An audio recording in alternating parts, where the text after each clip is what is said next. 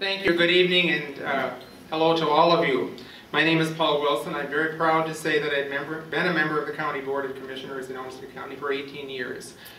During that time, I've had numerous opportunities for leadership, but just a little bit about me.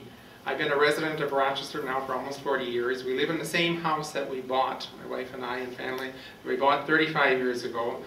In the central part of the city, so to speak, a little bit to the east, a little bit of older part of town, but it's where I conduct my life and our family has lived.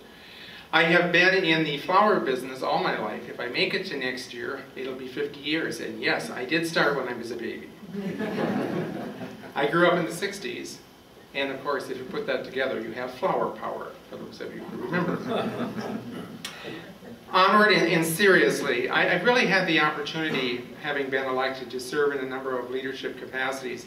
Certainly serving 3 terms as county board chair, which has been an honor and very much appreciated by myself, but I hope that I've left a mark of positive governance, which is something that I've always have adopted as my philosophy. In addition, I have served as president of the State Association of Minnesota Counties, and believe you me, if you want to take leadership, take 87 counties down the road on a particular issue, which we did in 2008, as we looked at where counties were, their relationship with the state, and where are we going.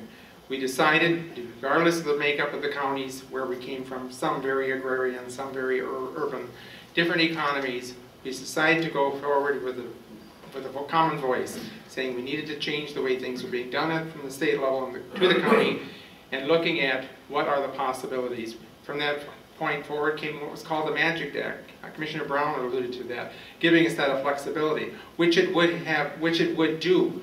It passed one house of the legislature in 2011, unanimously, except for one vote in the Senate, bipartisan support for what we were trying to do. Unfortunately, it got hung up in a primary race, if you will, in one legislative district and didn't get through the House this year. So that's unfortunate, but it's something I like to continue to see happen. Last year, we adopted a 0% levy increase for the county in response to the difficult situations that we were facing.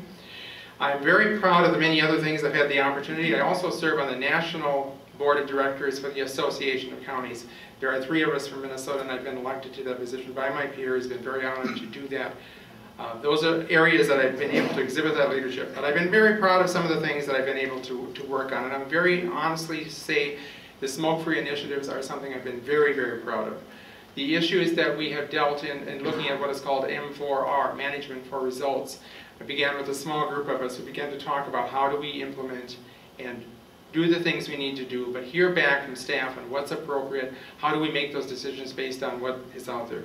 As Thomas Jefferson very well said, that the counties are the laboratories of the great American democratic experience. Let's move forward in that tone.